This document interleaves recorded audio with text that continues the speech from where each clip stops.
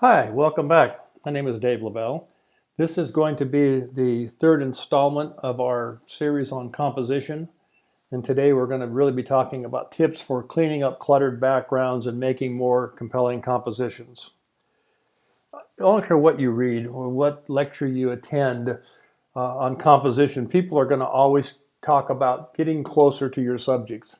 I think when they do surveys and they ask what is the thing missing most often in good photographs, that the judges will say, well, the picture was okay if they just would have taken a couple of steps closer and filled that frame. And that's pretty good advice. I was thinking back when I was teaching at Western Kentucky many years ago, and I had a student that came in so excited. He came in and said, I shot this great picture today. I just can't wait to show you. And, the more he got excited, the more I got excited. And I said, I can't wait to see it. And I said, well, what is it? And he said, I photographed this deer. It was out in this field, and the light was beautiful. And I thought, wow, this is going to be great. So he had this little packet of prints, back then when you had prints. And he pulls out this print and he shows me, and he's very proud. And I look at this small print and I'm thinking, oh boy, I don't see a deer. I see a green field and sky and a long ways from the tree line. And I said to him, I said, well, where is the deer? And he says, oh, it's right here. And he points to this little brown speck that it's at least 100 yards away. Well, I didn't want to discourage him, so I had a smile and said, oh, I see. I said, maybe next time you might want to try to get just a little bit closer so we can see that deer a little bit better. I think the point is clear. Here's a picture that I shot of a deer. I walk out my front porch and I see this deer, and it's a long ways away. And I made this picture so that I could use it to teach this very point. By spending time with this little guy, I was able to get closer, actually about an hour later, and be able to fill that frame. It's a lot nicer picture, of course. When you realize when you're talking about composition, particularly when you're using wide-angle lenses and things, that 6 inches can be the difference between being a spectator or a participant. If you stand back a foot from this little guy, the picture doesn't feel the same way. You want to be able to feel like you're right a part of what's going on there. Or this cat. This is full frame. At Shanksville, Pennsylvania, this is the site of the Flight 93 Memorial. I was watching this man from a distance, and I saw his body language, and I saw his head bowed. And I thought, well, if I can get closer, if I can move closer and fill that frame some, I'll be able to see his expression, which I was able to do. He's a veteran, and he was very moved by this, and you're not going to be able to read that from so far away. Another thing I would say is try changing angles. That's one of the easiest things to do, and one of the quickest ways to really build interest in your photographs. That is to offer your readers a perspective that they're not expecting. Here's a perspective of a young guy climbing a greased pole trying to get a $5 bill. I also climbed, but I didn't climb the pole. I ended up climbing up on this tin roof, and I ripped my pants doing it. But I was able to offer the readers a view that they wouldn't normally see. It makes the picture a lot more fun. Years ago, we were in Vegas, and I saw this crowd of people dressed up as Santa Claus, and I'd never seen anything like it. I'm not sure what the event was. So I went out, and as you walk into the crowd, and if you're just standing eye level, this is sort of what you see. You see tops of heads and things, but there's not really any focal point. And so you stand up a little bit higher, and you start choosing, a person to look at, which gives you a focal point, and it becomes a little bit better. Changing the angle by going back farther and standing up really high on this bridge was able to really show people what it looked like, from up above. And you're able to see the volume of people, the mass of red-coated, people, participants that wanted to be, part of this big event, whatever that event was. Similarly, here's a picture, a shot in Appalachia. I think it's probably up toward Virginia. The Santa train, which runs every year there, this gives you a different view because you're looking up, you're looking down on it, and you're able to see the size of the train. You're able to see the size of the crowd. And I think it's important you make this kind of a picture. You give somebody a sense of place by doing this, and then you move in closer, and you're able to see the faces and see the reactions and things that you want to see. Now, this photograph here If I'd shot this standing up, which, what you would end up seeing would be a lot of trees in the background, and you wouldn't be able to pick out this young cowboy from the background. I'm 6'4", and if I'm standing looking directly at him, he's going to get lost. So what I had to do, and what I often do, is I get down on my belly and I try to use the sky much the way you would use a studio backdrop. You want to have something that's clear so that you're able to see your subject. And also the same thing, it's crazy. For as tall as I am, I do spend a lot of time on my belly. I'm always trying to get close. I'm trying to have a different background than what a person would normally see just walking straight ahead.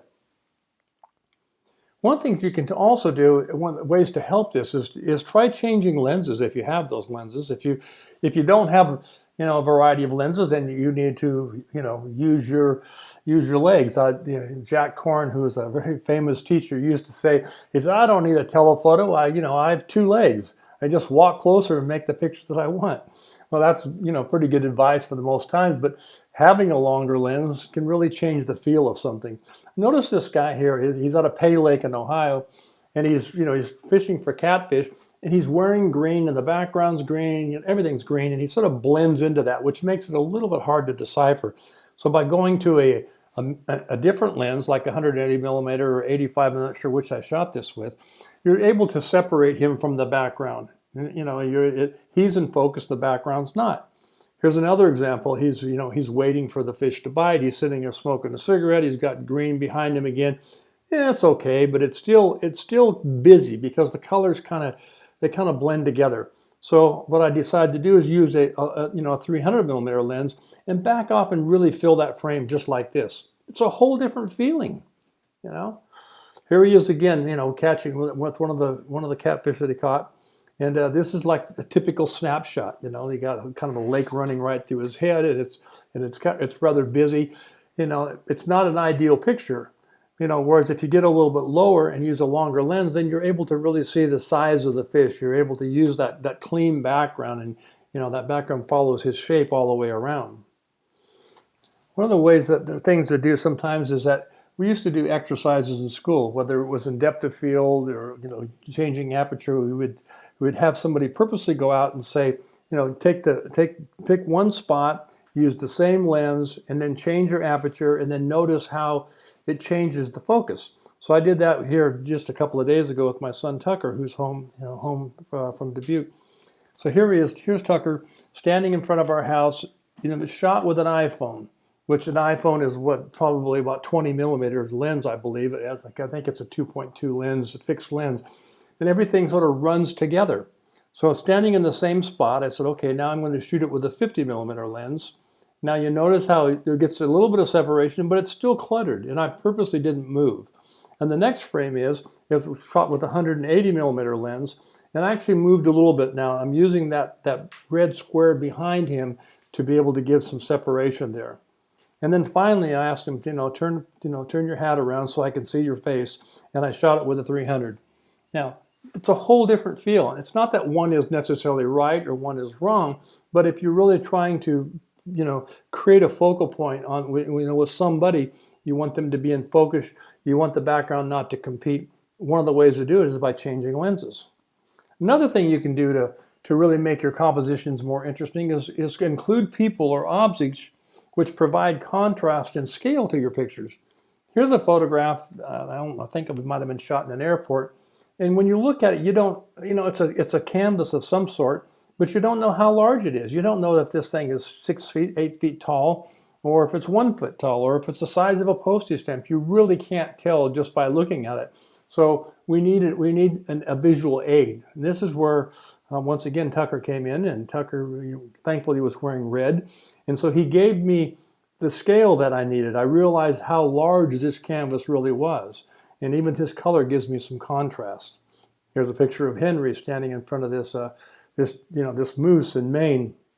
Obviously not a real moose, but it's a pretty big moose. And so I wanted to be able to show that scale by using Henry in front of it. Here's one more example. This was shot in Los Angeles at the Getty. It's an interesting piece here, and it's very abstract almost because of the clearing background. but you don't know if, unless you're there, you don't know how tall this thing is. And so you're waiting for somebody to come by and sort of give you that sense of scale. You realize this is a pretty tall piece here compared to this guy. Something else I think is really, really important, and it sounds like probably a little bit out there. That is to learn to talk to yourself. What you want to do is when you're looking through that viewfinder, or even before you're looking through the viewfinder, you ask yourself, what am I seeing? What is interesting to me? Growing up, out in the country, and I did a lot of hunting. If you saw the bushes move, you didn't just start blasting the bushes, because not only would you miss what you're shooting at, you might shoot something you didn't want to shoot. It might even be somebody in there. So you just can't start shooting and hope to crop it out later. You have to ask yourself, what is it that's drawing my eye? What's interesting? Here's something that I thought was interesting. This man who's carrying these cushions down, on the beach, and he's going to put them out there. And I thought, when I looked at it, I thought, boy, look at the stack of cushions. You can't even see where he's going, which I thought was sort of interesting. But the way to be able to translate that is I had to get very low, wait for him to come into that space, and because I wanted to use those giant clouds in the background. So we have separation because of tone and because of color and because of shape, and all those things work. But that's just the way that's what I was seeing. That's what I thought was interesting. And this is the same way with this picture of this man who's kind of a trainer with this circus elephant. It's a relationship picture. I didn't feel like I wanted to get close. Although I did get close to him a few times. But I love the idea of being low and using the clouds in the space, and how that the two of them were just together. If you were photographing this, you might do it very different, and that would be okay.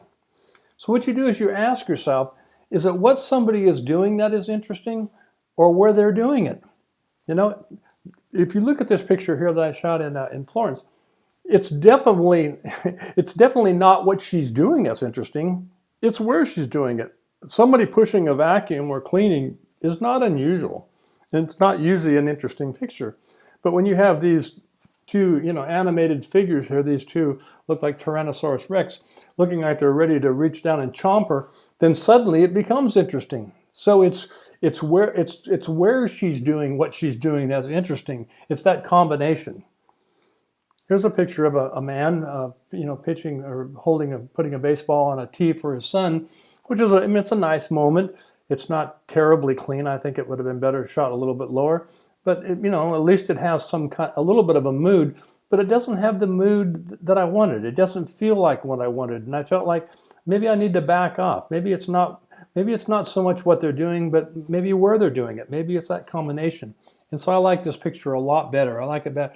I can still tell what they're doing, but I love the space there.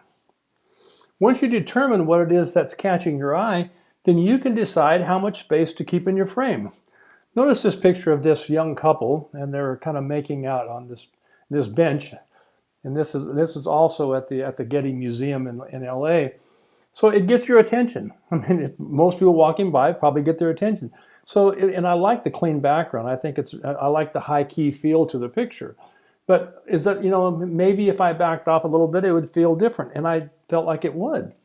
So backing off, what you do is you really get context. And you realize, a picture of somebody kissing is one thing, but as somebody, kissing in public is another thing.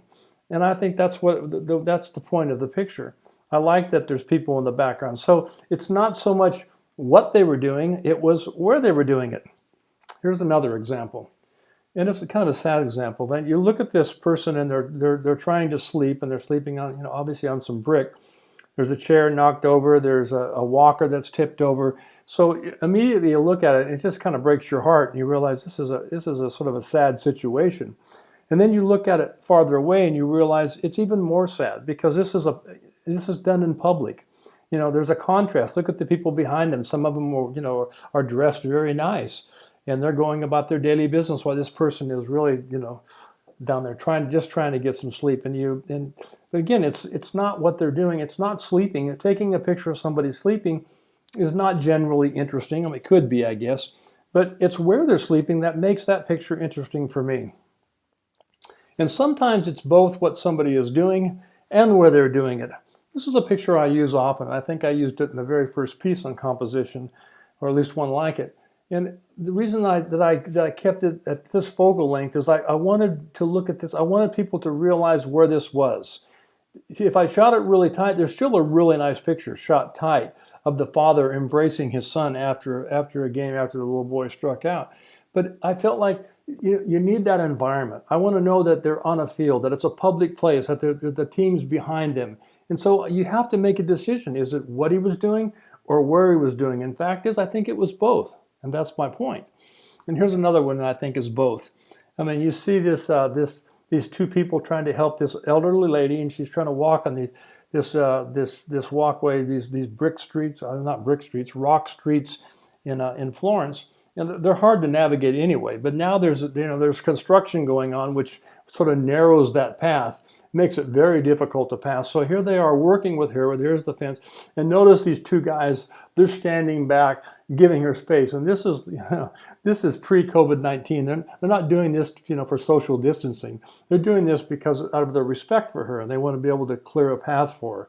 So it requires that much space. There's a time really to get close and to see faces and details like this. I remember listening to a guy one time, and I won't mention his name, but he was talking about photography, even though he wasn't a photographer. And he said, if you're going to shoot great sports pictures, they always had to have a ball in them. And I thought, man, I'm gonna gag. Some of the best sports pictures ever didn't have a ball in them. I think Nat Fane's picture of Babe Ruth, and saying farewell at Yankee Stadium, one of my favorite sports pictures of all time, didn't have a ball in it. So you have to decide. Sometimes I want to see a face. Sometimes I don't need to see a ball. Sometimes I want to get close. I want to see Johnny Cash's face. And I like the shadow. I like the mood.